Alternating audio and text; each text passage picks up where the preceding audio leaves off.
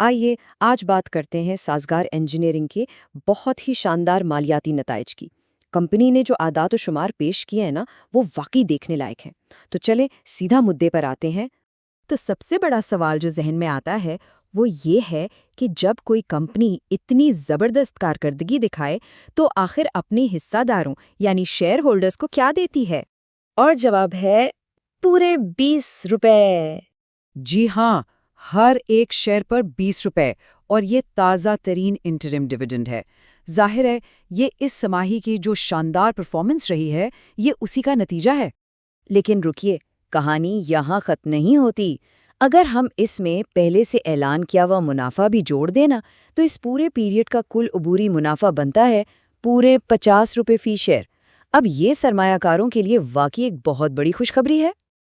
अच्छा, तो अब ज़रा देखते हैं कि कंपनी ने खुद अपने ऑफिशियल अनाउंसमेंट में क्या कहा है।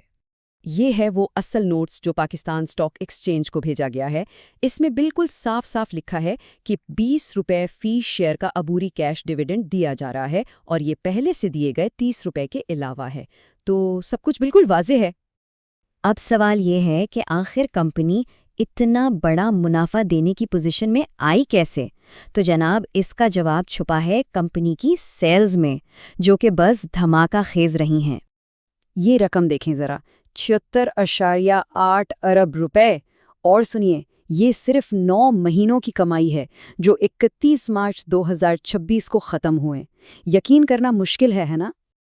और मैं फिर से बता दूं, ये पूरे साल की नहीं बल्कि सिर्फ 9 महीनों की कुल नेट सेल्स है। इससे पता चलता है कि कंपनी की सेल्स की रफ्तार कितनी तेज है और मार्केट में उसकी पकड़ कितनी मजबूत है। और ये ग्राफ तो पूरी कहानी खुद ही बता रहा है। पिछले साल इसी अरसे में सेल्स थीं 26.1 अरब रुपए और इस साल 76.8 अरब रुपए। ये तो तकरीबन 3 गुना इजाफा है। मतलब किसी भी कंपनी के लिए ये एक बहुत ही गैर मामूली कामयाबी है। देखें, सेल्स बढ़ना तो एक बात है, लेकिन असल खेल तो इस सेल्स को मुनाफे में बदलने का है। तो आइए देखते हैं कि साज़गार ने ये काम कितनी सफाई से किया। ये टेबल देखें, सब कुछ कितना क्लियर है। 76.8 अरब की नेट सेल्स पर कंपनी ने 11.5 अरब का ग्रॉस प्रॉफिट कमाया और टैक्स से पहले का मुनाफा यानी प्रॉफिट बिफोर टैक्स रहा 10.8 अरब रुपए। हर स्टेज पर इतनी जबरदस्त कारकर्दगी ये बताती है कि कंपनी कितनी एफिशिएंटली काम कर रही है। और अब आते हैं सबसे अहम नंबर पर, द बॉटम लाइन।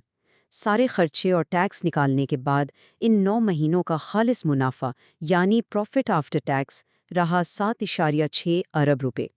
ये ग्राफ देखें, इससे बड़ी तस्वीर और भी साफ हो जाती है।